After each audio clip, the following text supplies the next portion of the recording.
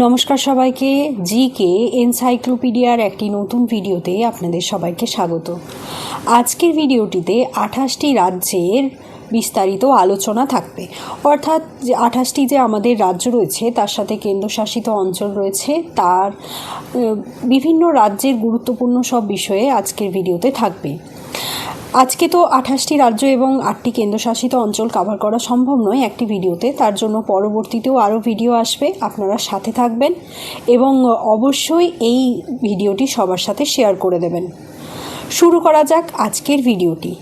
আপনারা এখানে প্রথমেই দেখতে পাচ্ছেন যেটি রয়েছে সেটি হচ্ছে 28টি রাজ্যের মধ্যে প্রথম রাজ্যের নাম, তা হচ্ছে অন্ধ্রপ্রদেশ।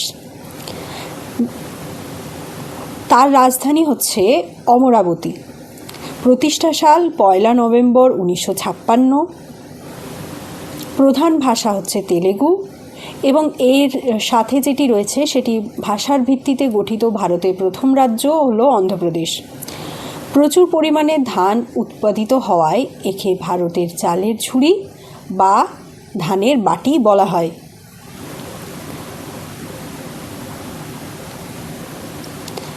কোহিনূর হিরে এই বিশ্বের ইতিহাসে অন্যতম প্রসিদ্ধ এই রাজ্যের। পরবর্তী রাজ্যের নাম হচ্ছে অরুণাচল প্রদেশ। রাজধানী হচ্ছে ইটানগর। আমরা এর সাথে সাথে কিন্তু বিভিন্ন রাজ্য ঘুরেও নেব এবং সমস্ত রাজ্যের যে খুঁটিনাটি বিষয় সেগুলো জেনেও নেব, তাই অবশ্যই ভিডিওটি শেষ পর্যন্ত কিন্তু আপনারা দেখবেন। অরুণাচল প্রদেশের রাজধানী ইটানগর এবং প্রতিষ্ঠা সাল হচ্ছে 20 ফেব্রুয়ারি 1987। প্রধান ভাষা হচ্ছে ইংরেজি বা নিশি। আরও একটা বিষয় যেটা বলবো সেটা হচ্ছে অবশ্যই খাতা পেন নিয়ে বসবেন তথ্যগুলো একত্রিত লেখার জন্য। এছাড়া ভারতের একদম পূর্ব দিকে অবস্থিত হওয়ার জন্য একে উদীয়মান সূর্যের দেশ বলা হয়। এই রাজ্যে তাইওয়াং মঠ ভারতের বৃহত্তম বৌদ্ধ মঠ হিসেবে পরিচিত।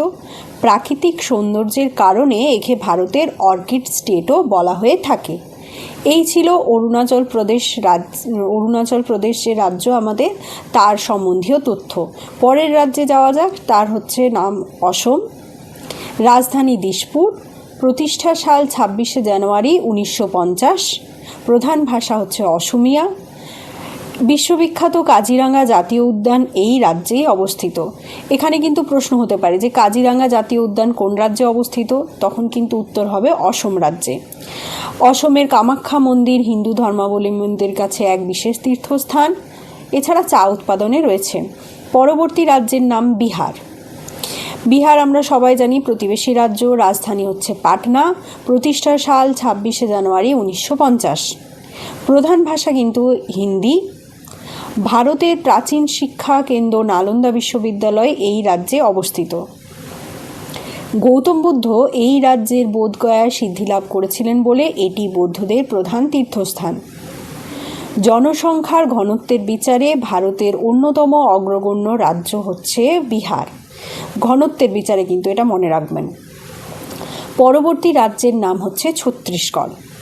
প্রতিষ্ঠা সাল 1 নভেম্বর 2000। প্রধান ভাষা হিন্দি এবং ছত্তিশগড়ি।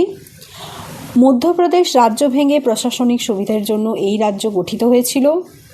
এই রাজ্যে চিত্রকূট জলপ্রপাত অবস্থিত, যাকে ভারতের নয়াগ্রাও বলা হয়। প্রচুর খনিজ সম্পদ এবং বনভূমি ঘেরা এই রাজ্যটি ভারতের একটি গুরুত্বপূর্ণ অঞ্চল। এই রাজ্যে কিন্তু প্রচুর খনিজ সম্পদ পাওয়া যায় এবং বনভূমিতেও প্রসিদ্ধ। পরবর্তী রাজ্যের নাম হচ্ছে গোয়া। গোয়া রাজ্যের রাজধানী হচ্ছে পানাজি। প্রতিষ্ঠা সাল 30 মে 1987। প্রধান ভাষা কোঙ্কনি। এটি আয়তনে ভারতের সমস্ত রাজ্যের মধ্যে ক্ষুদ্রতম।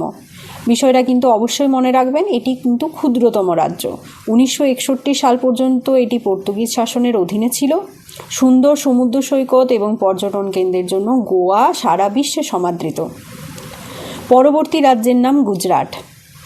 রাজধানী কি? গান্ধীনগর। গুজরাটের রাজধানী মনে রাখবেন গান্ধীনগর। এরপরে জেনে নেওয়া যাক গুজরাটে কী কী আরও তথ্য রয়েছে। প্রতিষ্ঠা সাল 1 মে 1960। প্রধান ভাষা কিন্তু গুজরাটি। এছাড়া এই রাজ্যে দীর্ঘতম সমুদ্র উপকূলরেখা কিন্তু অবস্থিত। মহাত্মা গান্ধী এবং সর্দার বল্লভভাই প্যাটেলের জন্মভূমি হলো এই গুজরাট।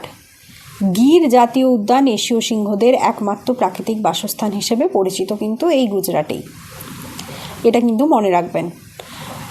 পরবর্তী রাজ্যের নাম হরিয়ানা, রাজধানী চণ্ডীগড়, প্রতিষ্ঠা সাল 1 নভেম্বর 1966, প্রধান ভাষা হিন্দি বা হরিয়ানভি।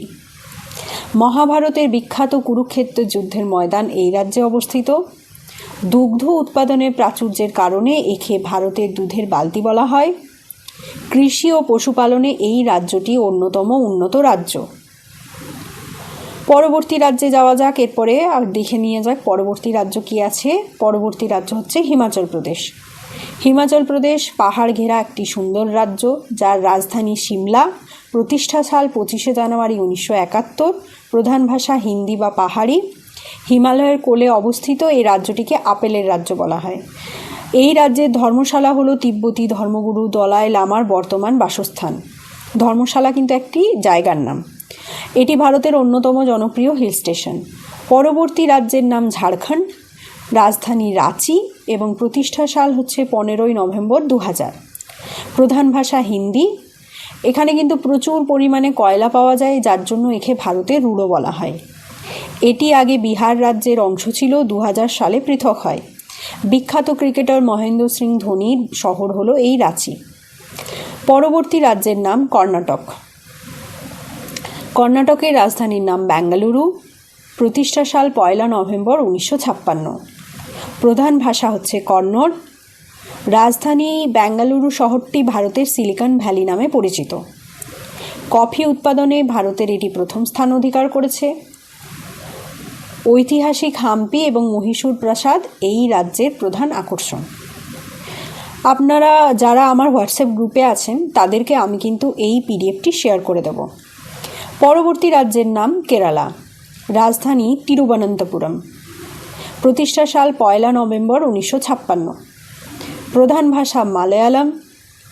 এছাড়া ভারতের মধ্যে সর্বোচ্চ সাক্ষরতার হার কিন্তু এই কেরালা রাজ্যে বেশি দেখা যায়।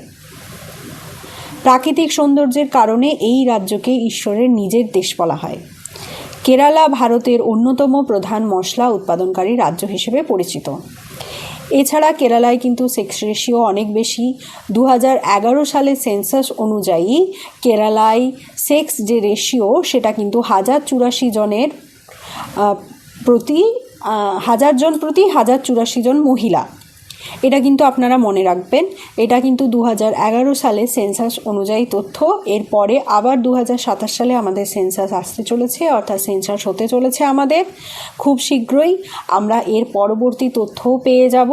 তো কেরালা কিন্তু লিঙ্গানুপাতের দিক দিয়ে প্রথম রাজ্য ছিল, কারণ এখানে লিঙ্গানুপাত সবথেকে বেশি। পরবর্তী রাজ্যের নাম হচ্ছে মধ্যপ্রদেশ। মধ্যপ্রদেশ আমরা জানি একদম ভারতের মধ্যে অবস্থিত, যার রাজধানী হচ্ছে ভোপাল এবং প্রতিষ্ঠা সাল হচ্ছে 1 নভেম্বর 1956। আরও কিছু গুরুত্বপূর্ণ তথ্য জেনে নেওয়া যাক। প্রধান ভাষা হিন্দি। ভারতের একদম মাঝখানে অবস্থিত হওয়ার জন্য একে ভারতের হৃদয় বলা হয়। বাঘের সংখ্যা বেশি থাকার জন্য একে টাইগার স্টেটও বলা হয়। খাজুরাহ মন্দির, সাঁচি স্তূপ এই রাজ্যের প্রধান ঐতিহাসিক নিদর্শন। পরবর্তী রাজ্যের নাম হচ্ছে মহারাষ্ট্র, রাজধানী মুম্বাই, প্রতিষ্ঠা সাল 1 মে 1960।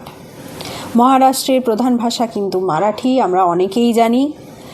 এরপরে এই রাজ্যের কিছু গুরুত্বপূর্ণ তথ্য কিন্তু আমরা জেনে নেব। এই রাজ্যের রাজধানী মুম্বাইকে ভারতের অর্থনৈতিক রাজধানী বলা হয়। অজন্তা ইলোরা গুহাযুক্ত এই রাজ্যেই অবস্থিত। শিল্প চলচ্চিত্রের প্রধান কেন্দ্রভূমি কিন্তু এটি। পরবর্তী রাজ্যের নাম মণিপুর, রাজধানী ইম্ফল এবং প্রতিষ্ঠা সাল 21 জানুয়ারি 1972। প্রধান ভাষা মেইতেই লেখা আছে এখানে। এটা গুরুত্বপূর্ণ যে তথ্য তা হলো লোকটাক হ্রদ এবং ভাসমাল কেইবুল লামজাও উদ্যান এখানে অবস্থিত। এটা কিন্তু আমিও একবার প্রশ্নে পেয়েছি যে কেইবুল লামজাও উদ্যান কোন রাজ্যে অবস্থিত। আপনারা অবশ্যই উত্তরটা কিন্তু মনে রাখবেন, এটি মণিপুর রাজ্যে অবস্থিত। পোলো খেলার আদি জন্মভূমি হিসেবে এই রাজ্যকে মনে করা হয়। মণিপুরি ভারতের ধ্রুপদ নৃত্য এবং ভারতের একটি অন্যতম প্রধান নৃত্যশৈলী।